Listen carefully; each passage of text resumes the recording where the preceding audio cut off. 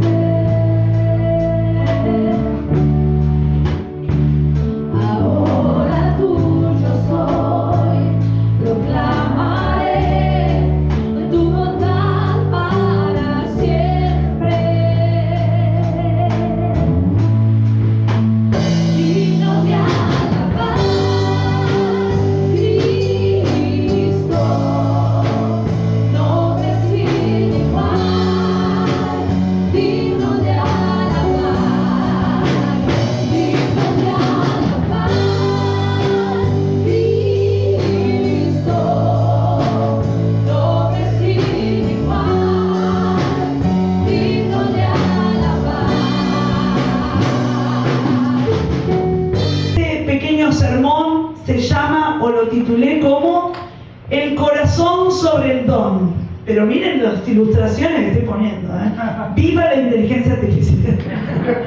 El corazón sobre el don. Ustedes saben que el regalo no merecido, ¿sí? Son esas cosas que Dios nos da que no merecemos, o son talentos, o son cosas que no merecíamos, pero Dios en su gracia decidió regalarnos eso. Amén.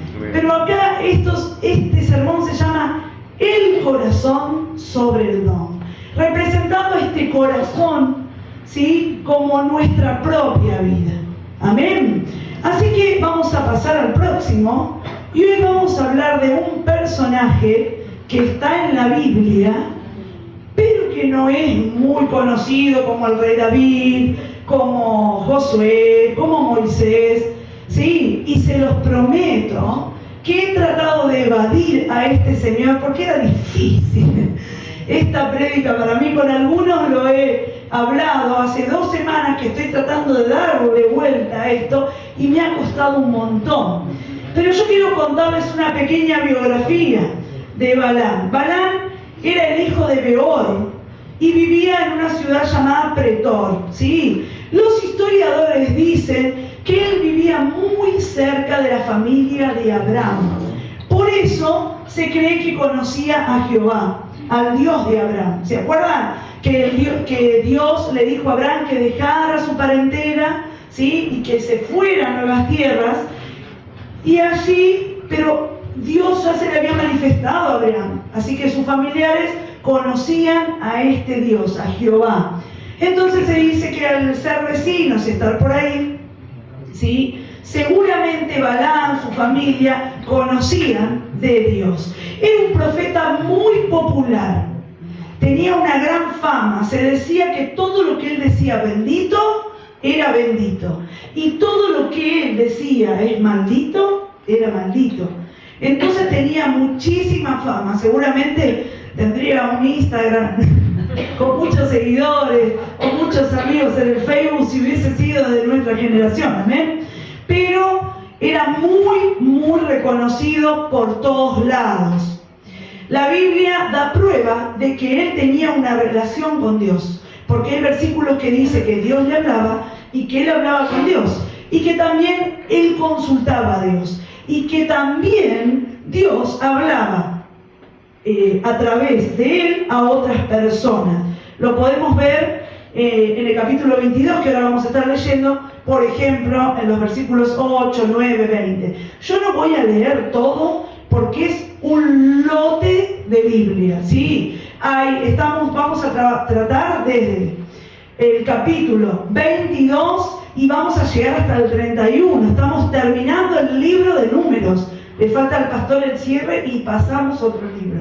Amén. Y este libro, que parecía con ese nombre tan aburrido, viene contando unas historias preciosas que nos van a servir para nuestra propia vida. Amén.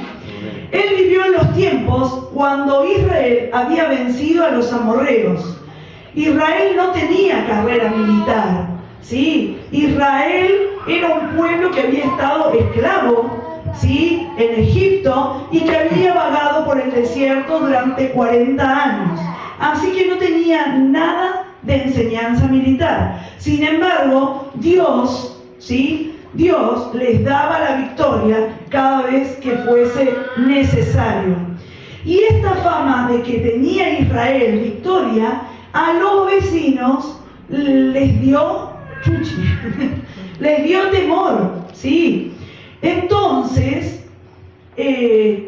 Moab, ¿sí?, el rey de Moab, que se llama Balac en ese entonces, se junta, ¿sí?, con otro pueblo que era Madián, ¿sí? Y los madianitas y los de Moab hacen una alianza para ver qué pueden hacer para frenar a este Israel, del cual ellos tenían mucho temor. ¿Hasta ahí me sigue la historia?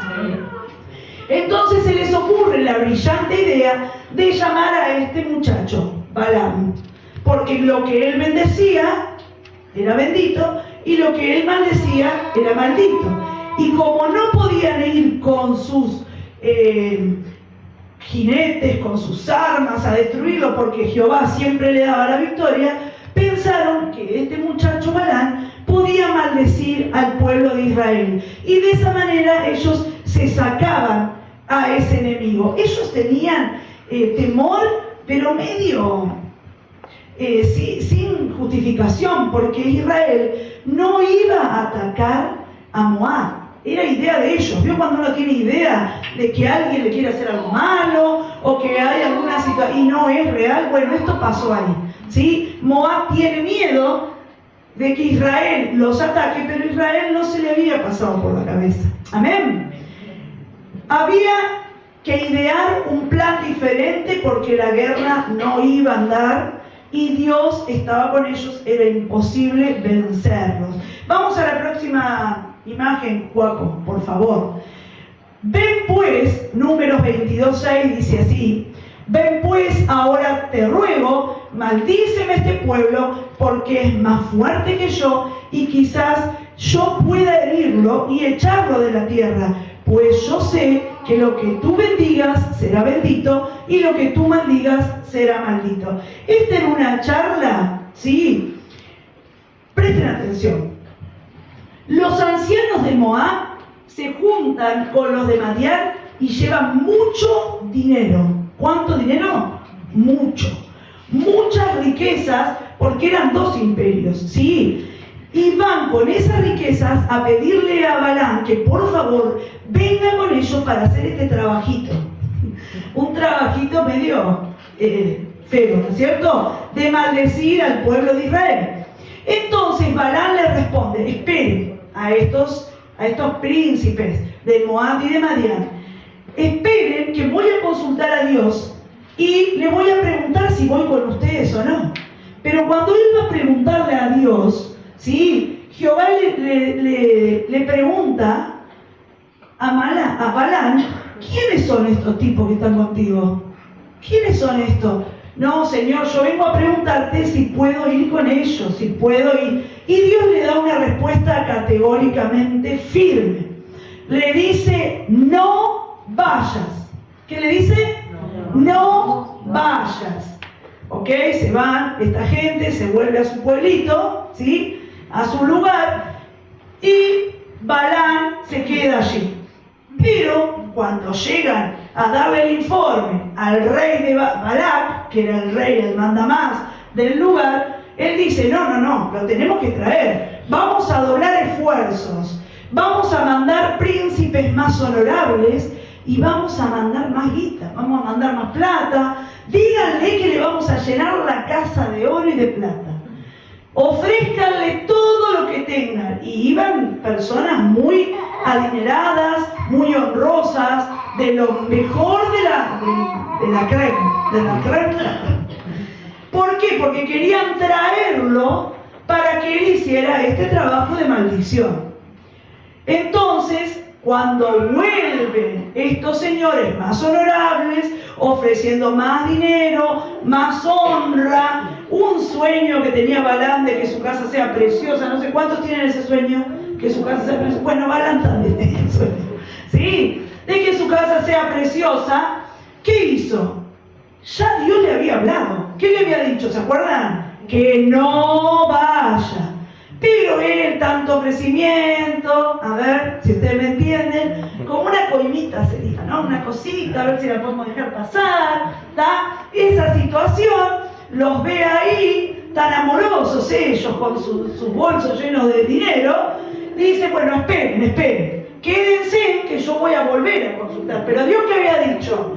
Que no. Y cuando Dios dice que no, no es que lo dice de egoísmo, de malo. Algunos piensan que Dios es como un titiritero que nos maneja. No, Dios lo dice porque nos ama y ya vio lo que iba a pasar. Entonces le estaba aconsejando bien.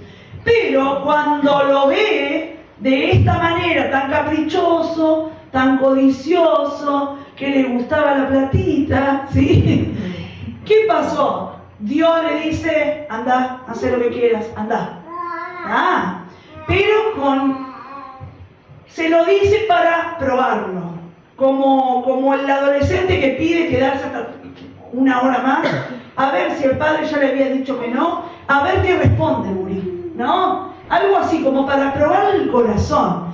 Pero a Balaam le fue suficiente esa situación para ir con ellos. Muy bien. Pero acuérdense en que Dios probaba su corazón. Pasamos a la próxima imagen, Joaco. Muy bien. Y ahí él se levanta por la mañana, ¿sí? Número 22-21, acomoda su asna, ¿sí? Y se va con los príncipes de Moab. Y esta historia es muy conocida, o algunos la conocen, porque ¿no? Esta asna va a tener una conversación con él. Pero de tanto yo leer sobre lo que menos me interesó porque el animal hablaba, porque hay cosas mucho más interesantes en esta historia. Ahora vamos a ver, ¿sí?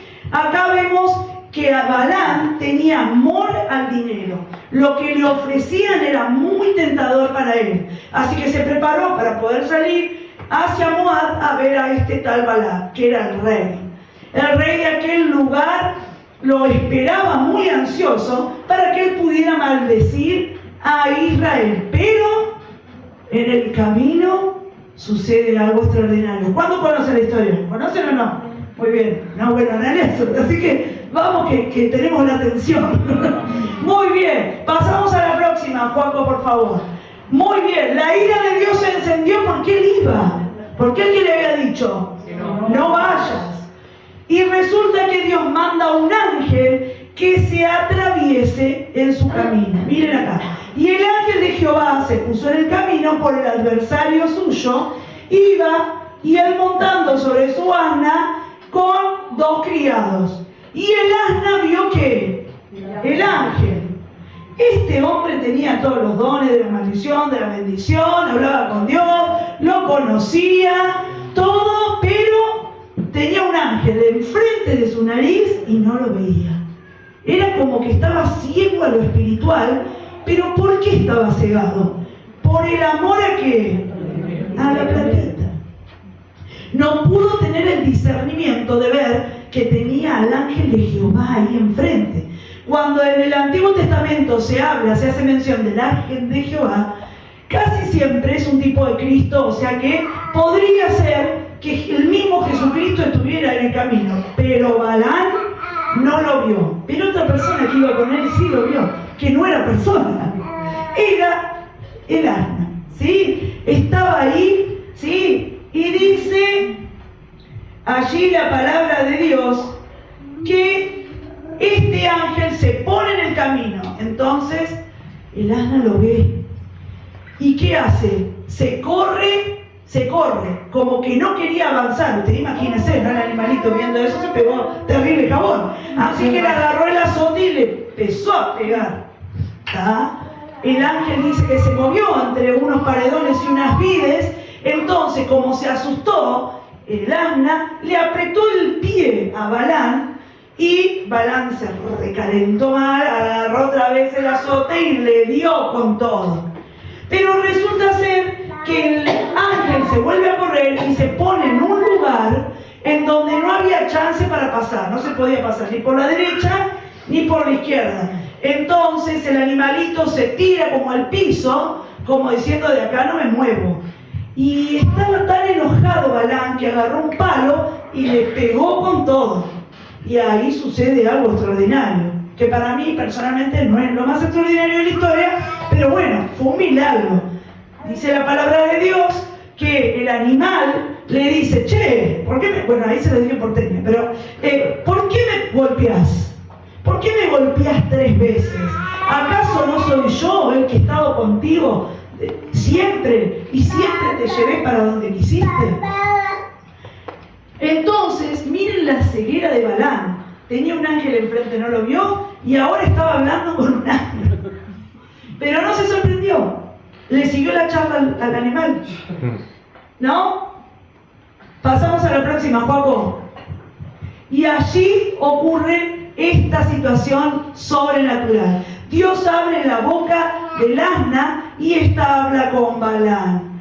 Y luego de esta situación, después de escuchar al animal, se abren los ojos de... Era ahora, hijo, que abran los ojos. Se abren los ojos de Balaam, ¿sí? Porque estaba completamente ciego espiritualmente y no había discernido lo que le había pasado con el asna y menos había visto el ángel. No le valió de nada todo el don de Dios que tenía. no le valió de nada su talento, no le valió de nada su fama, no le valió de nada porque no podía mirar lo que tenía enfrente a sus narices. Y cuando Balaam llegó con Balac, este hizo matar bueyes, ovejas para el sacrificio y le construyó 7 altares. ¿Sí? 7 altares. ¿Para qué? Porque tenía la esperanza, ¿sí?, de que ofreciéndole holocausto a Dios, Dios estuviera de la parte de Balac y pudiera maldecir al pueblo de Israel. Cosa que ya le había dicho Dios, es mi pueblo y ya es bendito. Era como imposible, ¿sí? Así que lo lleva a un monte, ¿sí? Juego pasar anterior. Bueno, me faltó allí un versículo. Pero lo lleva a un monte, ¿sí?, y le dice, maldice. Y el hombre, en vez de maldecir, empieza a decir palabras preciosas del pueblo de Israel, empieza a bendecir. O sea que le estaban pagando para hacer el trabajo contrario. En vez de maldición, él estaba diciendo bendiciones a ese pueblo. Entonces se enoja Balac con todo, se enciende en ira y le dice, pero escúchame, tanto lío te traje, te ofrecí dinero, te dije que te iba a llenar la casa de oro, de joyas, te iba a dar de todo para que vos cumplieras con este trabajo. Es como que a uno le paguen para hacer, ¿no? Vamos a hacer un ejemplo. Para que le pagan a Abel, para que él construya y él agarra la maceta y empieza a destruir. ¿No? Es como que estaba haciendo exactamente lo contrario. Así que él se enoja, pero le dice, bueno, capaz que en este monte no te sale, te voy a llevar a otro monte. Y lo lleva al monte número 2. Bueno, muchachos, empieza a maldecir Israel. ¿Y qué hace otra vez Balaam? Empieza a bendecir a Israel. Ya estaba re enojado el rey con todo lo que había desenfundado de dinero y le dice, te dije que maldijeras y que no dieras bendición. Así que te llevo a otro monte a ver si ahora te sale. Número 3. El monte número 3. Se para ahí y otra vez empieza a bendecir. Pero antes de eso, préstenme atención. Antes de eso, hay una perlita allí en la Biblia. Dice que no fue como las veces anteriores, sino que no estaba haciendo como adivinación, dice la Biblia, ¿no? Sino que él ahí se postra de una manera diferente y que el Espíritu de Dios viene sobre él y después de bendecir, ahora sí, Juanjo, pasa, dice, lo veré. Miren lo que hizo, ¿no? Lo que dijo. Lo veré, mas no ahora. Lo miraré. Estas son palabras de Balaam. Lo veré, mas no ahora. Lo miraré, mas no de cerca. Porque saldrá una estrella de Jacob y se levantará el cetro de Israel y herirá a las sienes de Moab y destruirá todos los hijos de Set. Ellos eran todos descendientes de Set. Así que ahí Dios le está dando una palabra profética de lo que iba a ser el rey David mucho tiempo después, pero esto también tiene cumplimiento con Jesucristo, porque la estrella de Jacob, la estrella de la mañana, nuestro rey es Jesucristo. Amén. Así que Dios estaba usando a un tipo que iba a ir a maldecir para dar una palabra profética de lo que iba a suceder. Amén. Esta vez no había sido como las 2 veces anteriores, que había hecho adivinación, sino alzó sus ojos y el Espíritu de Dios vino sobre él. Ahora imagínense la cara del rey Balaam. Primera, segunda, tercera y la tercera con premio porque venía con profecía. Se enciende de ira contra Balaam y Balaam le dice, no puedo decir yo algo que Jehová no me permita hacerlo. Pasamos a la otra, Juan, por favor. Muy bien. Y antes de irse, sí, antes de irse, cada uno se va por su camino. Él dice estas palabras que hablamos recién. Una profecía mesiánica del rey David y de Jesucristo. Ahora ustedes imagínense lo que el hombre planeaba de maldición, Dios lo transformó en... Y a veces pasa en nuestras vidas también. Quizás cosas que parezcan que son de maldición, Dios las transforma para bien. Cosas que parecen lo peor, una enfermedad, una pérdida de trabajo, un negocio fraudulento que nos engañaron, o etcétera, etcétera, etcétera, que parece que la maldición llega a nuestras vidas, Dios lo transforma en bendición, porque Dios es bueno. Amén. Dios puede transformar una situación de desgracia en una situación de bendición, porque Él es Dios. Y Él hace fe de me mira y me dice que sí, ¿no?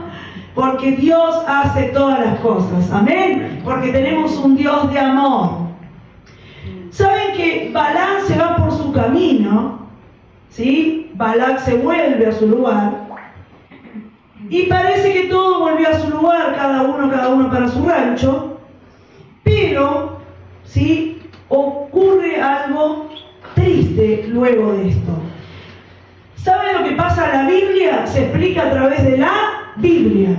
Y a veces nosotros cerramos un verso, por eso es importante leer todo, por eso me llevó tanto trabajo y tanto tiempo.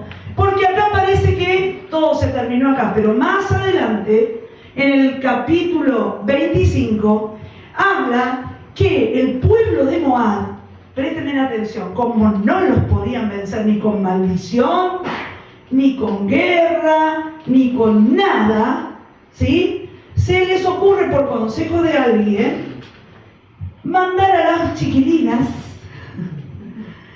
a las mujeres, a enamorar a los israelitas, por decirlo de una manera dulce, ¿sí? A engatusarlos, ¿sí? Para que ellos rindieran adoración a los dioses, al dios de Moab, ¿sí? En fornicación, porque dentro del culto de ellos, la adoración a los dioses era un ligazo sexual, ¿está? Así que ellas van y no solamente se acuestan con los hijos de Dios y hacen caer y ponen toda esa situación, sino que los hacen participar y les dan de comer cosas que estaban dedicadas a los ídolos. ¿Y sabe lo que sucede? Israel cae, porque Dios enciende su ira contra Israel por haberse metido. Ellos ya sabían desde Moisés, lo vimos nosotros acá 40 veces ya me parece, que no debían hacer esas cosas. Dios ya se lo había dicho, pero ellos se dejaron llevar por una minifalda. Porque eran varias. ¿Ah? Y cayeron, y dice que fue una mortandad impresionante.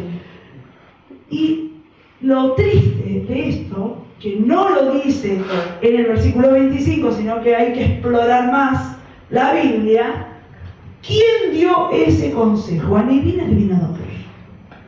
Balaam, como no podía maldecirlos, le aconseja al rey que mande las mujercitas estas a hacer caer a los israelitas. Y ahí vino una desgracia. Más adelante, Dios estaba tan enojado y la muerte no cesaba, era una cosa impresionante, hasta que se levantó una persona con celo de Dios, que fue el nieto de Aarón, y hizo justicia y se acabó la mortandad. Y saben que este Balaam tenía todo para ser un buen hijo de Dios. Este Balaam tenía todos los dones, hablaba con Dios, Dios le hablaba, veía maravillas, se le paraba el ángel adelante, tenía todo para ser el super ministerio exitoso, ¿no? La unción de Balaam, venga, si traía la platita, ¿no? Porque a él le gustaba eso. Bueno, pero no hay solo pruebas en el Antiguo Testamento de la actuación de Balaam. O sea que no lo conocía yo mucho a este personaje. Cuando empecé a descubrir cuánto habla el Nuevo Testamento también de él. Miren, Apocalipsis 2:14, el último libro de la Biblia, dice: pero tengo unas pocas cosas contra ti, que tienes ahí a los que retienen la doctrina de que enseñaba Balaam a poner tropiezo a los hijos de Israel, a comer cosas sacrificadas a los ídolos y a cometer fornicación. Esto está en Apocalipsis. Segunda de Pedro 2, 15, 16. Han dejado lo recto y se han extraviado sabiendo el camino de Balaam, hijo de Beor. Ahí nos pone hasta el nombre del padre, así que no hay ninguna duda que era él. El cual amó el premio de la maldad y fue reprendido por su iniquidad. Pues una muda bestia de carga, hablando con voz de hombre, refrenó la locura del profeta. Segunda de Pedro. Ay de ellos, porque han seguido el camino de Caín y se lanzaron por lucro en el error de ¿quién? De Balaam, y perecieron la contradicción de Coré en Judas. Y hay otras citas en donde este hombre, que para mí no era famoso, parece ser que lo es. Y su final fue malo. Tampoco lo encontramos en Números. Juaco, pasá a la próxima, por favor. En Josué 13, 22. Acuérdense que después de Moisés, ¿quién sigue? Josué. Josué, miren lo que dice. También mataron a espada a los hijos de Israel y a Balaam, el adivino del hijo de Beor, entre los demás que mataron. Muere bien asesinado como un adivino, un tipo que nació para profeta, un hombre que tenía talento, un hombre que conocía a Dios. Qué triste cuando vemos que a veces usamos mal nuestro ministerio o los dones, o hay gente que por el amor al dinero hace cosas que no agradan a Dios y se aprovechan de la gente que necesita a Jesucristo. Dios conoce los corazones, no podemos engañarlo a Él. No murió como un profeta, en donde su padre lo esperaba, en la eternidad. Él muere como un adivino. Lo mataron. Se llenó su corazón de codicia y se descarrió, convirtiéndose en un falso profeta. La Biblia lo nombra como un falso profeta o un adivino. Pero nosotros tenemos pruebas en Números que Dios le hablaba y que él hablaba con Dios. Hizo tropezar a los hijos de Dios. Y esto a mí tocó mi corazón, esta frase. Cómo Dios vio con tanta cosa, tan mal, tan negativamente, hacer tropezar a un hijo de Dios. Tengamos cuidado, hermanos. A veces con nuestra murmuración, con nuestros hechos, con actuaciones, con situaciones, de hacer caer a otro hermano en desagradar a Dios. Porque esto está penado por Dios, porque Dios pesa los corazones y Él conoce las intenciones. Amén. Así que llenó su corazón de codicia. Tengamos cuidado con eso también. El amor al dinero es la raíz de todos los males. Necesitamos tener un corazón, más cuando estamos ministrando a Dios. Tenemos que tener un corazón guardado, un corazón correcto, un corazón centrado en la voluntad de Dios. Hizo tropezar a los hijos de Dios, se quedó con el don. Miren esto, miren esta frase, me quedó preciosa. Se quedó con el don, pero desestimó la presencia. Y a veces uno dice, uy, este hace cosas, el otro no garantiza nada. Señor, en tu nombre echamos fuera demonios, sanamos, hicimos tal cosa, era terrible esto, hicimos lo otro. Yo no te conozco, retírate de mi vida. Él se quedó con el don, se quedó con la plata, se quedó con eso y despreció la presencia. Se convirtió en una persona sin respaldo de Dios. Aquel que pudo haber empezado bien se desvió tanto, ¿sí?, que solo hizo cosas por interés, poniendo así tropiezo a otras personas. A raíz del consejo de Balaam hubo muchísima mortandad, hasta que alguien se levantó. Pasamos a la próxima, Juaco, por favor. En la Biblia dice en Proverbios 4:23, sobre toda cosa guardada, guarda tu corazón, porque de él mana la vida. Necesitamos guardar nuestro corazón. No hay don, no hay ministerio que brille más que el peso de nuestras actitudes, de nuestro corazón. Dios pesa el corazón, no pesa. El otro día estuvimos viendo con los alumnos del IET. No importa en qué servimos al Señor, Dios mira nuestro corazón. No mira el que brilla más, el que habla más bonito, el que sube más veces al púlpito. Dios mira el corazón. Todo lo que hacemos para el Señor sirve. Amén. Sobre toda cosa guardada, guarda tu corazón. Nancy, guarda tu corazón. Necesitamos guardar nuestras vidas. Podemos mostrar una vida perfecta, hacer de cuenta que escuchamos la voz de Dios, que Dios nos habla, inclusive podemos hablar de parte de Dios, pero si el Señor no está en el centro de nuestras vidas, podemos desviarnos. Y yo, para terminar, le voy a pedir a los músicos que pasen. Hice como una conclusión personal, como escribiéndome una carta para mí misma. Se la quiero compartir. Una carta para mí misma. Y si a alguno le quede el punto, ¿cómo se diría? ¿Le cabe el punto? Que se lo ponga. ¿Qué se lo pongo? Esto lo escribí para mí. Porque la Biblia dice que el que esté firme, mire que no caiga. Nunca, Nancy, ponga ahí su nombre, pongas tu don por encima de tu corazón. No vendas tu identidad de hijo.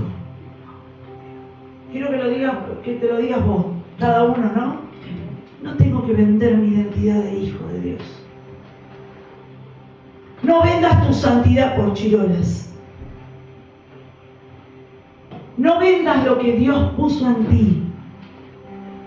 No vendas tu testimonio para quedar bien con otro. No vendas tus principios, ni por dinero, ni por placer, ni por fama, ni por lo que piense otra persona. Muchas veces lo hacemos hasta para quedar bien. Tené cuidado de poner tropiezo a uno que sea más débil que vos.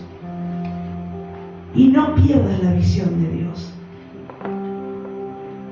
Tenemos que tener cuidado de lo que hacemos con nuestras vidas. Que el Señor ponga su Espíritu Santo sobre esta palabra y que podamos nosotros meditar. Justo hoy vamos a tener una Santa Cena. Que podamos medir nuestro corazón. No hay talento, no hay don, no hay ministerio, no hay profesión, no hay estatus, no hay dinero, no hay nada que sobrepase lo que llevo en mi corazón. Porque Dios va a medir mi corazón. Y la pregunta para finalizar que me hago yo y que te la quiero hacer a ti es que quizás algunas veces permitimos que nuestros propios deseos oscurezcan nuestro llamado, que nuestra propia concupiscencia, que nuestros propios deseos de la carne, nuestros deseos por el dinero o otros deseos carnales se antepongan a mi salvación. ¿O qué vale más para nosotros? Necesitamos que nuestro corazón sea como el corazón del Señor. Sembrando vida.